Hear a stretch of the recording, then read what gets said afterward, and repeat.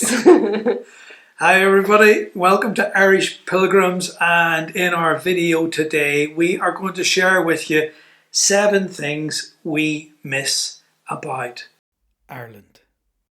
We're Barry and Jill, the Irish Pilgrims, living and working in Germany. Join us as we share stories about our community project that we're involved in, or our camper van conversion that keeps us busy in our free time, or just any other kind of carrying on that takes our fancy. Okay, first one on our list, no particular order, is chattiness. Yeah. Irish love to just chat to anybody. So like if you're on the street or on a bus or on a train, people will just chat to you. People would just come up to you and talk to you. Or me, I would go and talk to any strangers. And when we came to Germany here, I thought everybody in Germany does that, and you say hello to everybody. Yeah, if you're just passing someone in the street, you say hello, or nice day, or lovely weather, or whatever. Yeah. And when we came to Germany, I did do that in Bochum, in the city, and I quickly realised that it wasn't the done thing. Yeah, we went to Bochum to learn German, to the language school. Really brilliant language school. Got to trust us in that because we're not going to speak any German here. But a big city, and obviously in cities like Belfast or Dublin, you don't go and say hello to everybody you pass on the street. But in smaller towns and villages and so on, you would normally greet everyone you see.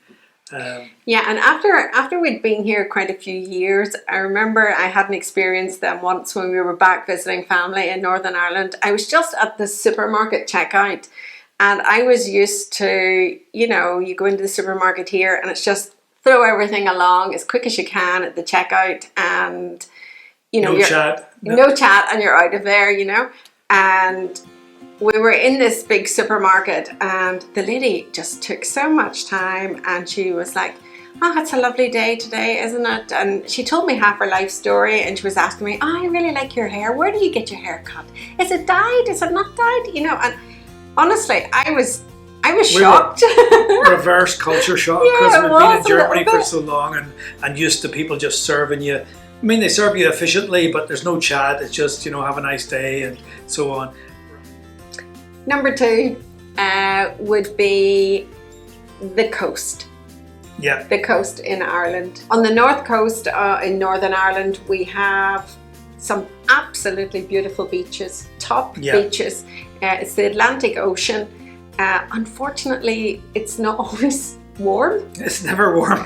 But, I remember as a child, we always went in swimming. Yeah. Every summer, even though it wasn't warm. And you just played in the water until you couldn't really feel your legs anymore because they were so numb and you were cold. We lived in Carrickfergus. We probably took it for granted when we lived there. We definitely did. I mean, the town that we grew up in, we have the most beautiful castle right on the harbour at the beach. And beach? Well, not really a beach, marina. But it is absolutely beautiful, but sometimes when you grow up with things, you don't really see it so much. Yeah. And then when you move away and you visit again, you appreciate just how beautiful it is. The beauty of it all, yeah. Number 3, the English language. The English language. Well, we're talking English now, but we're living in a German context and we speak German. When we're at home, we speak English with each other. Well, we speak Denglish. Yeah. When the kids were small, we always made an effort to speak correctly, and we wanted the children to learn to be fluent in English and to be obviously bilingual. But since the kids have moved out, maybe 5 years ago, 7 years ago, we've got lazy. Yeah, we've become a little bit more relaxed, and I'm an English teacher, but we now speak Denglish. A mixture of Deutsch and English, a mixture of German and English. And so the nouns that we're using every day, or even the adjectives sometimes that we're using every day in German language, they come quicker to us when we're speaking English with each other at home. So you could just say, oh, this is really anstrengend, or something like that. Or hey, could you please pass me the Flaschenöffner? and we use the German word for the English word because it just comes to us quicker, and we sort of mix our language up. There's the odd time when you're speaking a complicated sentence, saying a complicated sentence, that you would have to think, gosh, is my verb in the right place here, or have I got the right tense? But generally you can just speak in relaxed. But there is something different. I can't quite explain it. There is something different to just speaking in your mother tongue. Yeah. You lose a little bit of your personality when you're speaking in a second or, a different language, which is not your native mother tongue. So you can't really express yourself as easily or as comfortably as you could in your native language. One of the things we do miss about the English language is some of the sayings or colloquialisms that we have in Northern Ireland. Did you swallow a dictionary? Colloquialisms, where did that come from? Just things, just wee phrases that you use in everyday life. I mean, Northern Ireland, we don't even say Northern Ireland, we say Northern Ireland. So these are just some examples. Northern Ireland, or the word we, not W-E but W-E-E. In Northern Ireland, we would use that like almost in every sentence. It's just a fill word, or It's a word that makes the sentence sound friendly. Yeah. It can mean small, like if you say a wee girl or a wee boy. Yeah. It means a small child. But it doesn't necessarily mean that. No, it's like if you go to the shop and you buy something, the cashier might say, here's your wee receipt, or would you like a wee bag for that? Yeah. Or, she doesn't mean would you like a small bag, she just means would you like a bag for that? Or do you want a cup of tea? Sounds a little bit less friendly, like would you like a wee cup of tea? Yeah. And it doesn't mean would you like a small cup of tea, it just means would you like a cup of tea? But that word we just makes it softer, it makes it friendlier, it makes it cozier. And there's a lot of little sort of words and sayings in Northern Ireland that we have that are so funny, and we just miss that a little bit, don't we? Any more examples? Anything else that comes to mind? Jesus. You're the wee duck. You can't say that. Wise up. That's a Belfast, isn't Wise up, even. Just wise up or wise up. Catch yourself on. Catch yourself on. All of those phrases just mean be sensible. Stop talking nonsense. Wise up. Catch yourself on. Wind your neck in.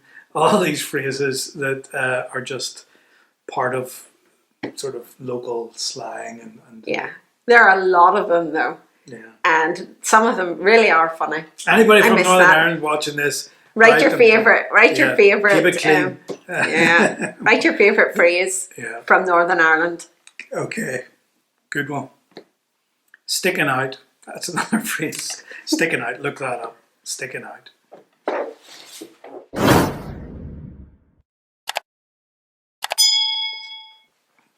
Right? Okay, number 4. The Irish humour. Yes, the Irish humour, it's something we miss. We miss. Big time. We miss. I mean, there's a joke that the Germans have no humour. Forgive me, Germans, but I want to defend you. It's not true. The Germans do have humour. They do. And here's an example of it. A joke that I heard here in Germany. How many Germans does it take to change a light bulb? 1, because our German engineers are very efficient, and 2, because Germans don't have a sense of humour. So to me, this self-deprecating example of German humour is the thing that we really miss about the Irish humour. That's an exception, I would say, in German. German humour is not as self-deprecating as Irish humour is. We make fun of ourselves a lot more. We very much make fun of ourselves, and everybody takes it very lightly. It's not so serious, if you make fun of someone else or you make fun of yourself. I mean, obviously, if it's done in a nice way. Yeah. There's a wittiness there. There's a banter. We call it banter, where you're just making fun of the other person, your friends. And it's not to offend them or to hurt them. It's just a way of life. It's actually an expression of fondness. Yeah, and, it is. And I've got myself into trouble here with my German friends because I've maybe sort of made a joke with them and had this banter with them and made fun of them in a Irish way, which I would think is normal and just an expression of fondness and friendliness. And I've noticed by their reaction that they haven't taken kindly to it. So it's a different sense of humour here. It's not that the Germans don't have humour. That's nonsense. Of course they have humour. It's just different. But we move on. What we miss about Ireland, the later start to the day. In the UK or Ireland, you know, a typical day is 9 to 5, but a lot of people would start work at 8 perhaps, or if they were in a factory, perhaps earlier, I don't know. But schools and whatever would start, my experience is 9:30, 9 o'clock at the earliest. So for a school here to start at 7:30 in the morning, 7:30 was just, I could not believe it, you know. And it's something that we've never really got used to, you know. And I am an early bird. I like to get up early, but even for me, it was difficult at the beginning. Church services in Ireland start roughly about 10 o'clock or 11 o'clock, 11:30 my service was at. But here in Germany, I had one service at 8:45. I called it the night shift. I mean, how anybody can sing at 8:45 in the morning, sing hymns. I'll never understand, but... One of our experiences was also when we first moved to Chemnitz, the city where we live now, like 20 years ago. Someone told us, oh, the plumber will be coming tomorrow to connect up something in the flat. He'll be coming tomorrow morning. And we thought, yeah, he'll probably come around 9 or 10. So we'll make sure we're up early and everything. He came at 6:30 in the morning. 6:30, the doorbell rang. I thought there's a fire in the apartment complex. We need to evacuate the building. But it wasn't. It was the plumber. He was standing there with his tools. I answered the door in my boxer shorts and t-shirt, and he was just there to plumb in one of the things in the bathroom. Okay, so what are we at now, Jill? I think we've one left, have we? No, 2 left. The next one is our family and friends. The thing is, you take them for granted when they're around.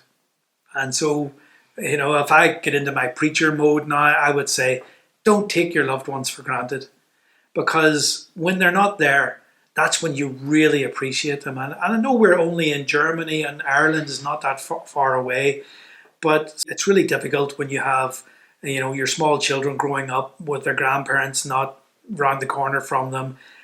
We have family now. Our son has moved to the United States and has married a lovely young lady there, and he's now living there. So we now know what it feels like for our parents back then, how they felt when we left and took two small grandchildren away from them to come to Germany. Also, you can't always just fly back for everything. You know, there's weddings, there's funerals, there's different things, and sometimes you just can't manage to be there. And we're always sad when we can't be at family get-togethers or whatever. But we try where we can. But for me, it's been especially difficult in Corona. Yeah, it's difficult for a lot of folks in Corona times not to be able to visit loved ones. So last but by no means least, food. Food, glorious food, what we miss about Ireland. If we were to prioritise these, this could be number one. It could be a close one between family and food here. So just, you know, bacon and egg soda. Bacon and egg soda. Soda bread and potato bread are like two specialities of Northern Ireland. You don't even get it in the Republic of Ireland. But like a soda bread with bacon and egg and delicious. Unhealthy but delicious. And brown sauce. With HP sauce, brown sauce on it. Excellent. Chocolate biscuits. I'm being serious here now. There's going to be a whole episode dedicated to the theme of chocolate biscuits, because unfortunately Germany is the land that the chocolate biscuit god has forsaken. Or forgotten. Has forgotten. I'm not going to go into any more detail here. There's going to be a biscuit tasting video coming up in future videos. Famous ice cream in Northern Ireland is Maud's ice cream. There are two main, I think, probably most famous ones in Northern Ireland popular are Chucky Bear and Poor Bear. Yeah. And Poor Bear is made with a thing called honeycomb. It's like an aerated boiled sugar that turns into like a candy thing. It's very difficult to explain. Caramel, is it? No, it's honeycomb. It's like little holes in it. It's aerated. Thanks everybody for watching today. Hope you find it interesting or informative or just funny. And thank you so much for everybody who left us a comment the last time. We were really surprised at how many people wrote to us, and we really loved it. So if you have time, send us a comment. And see you soon. Watch this space.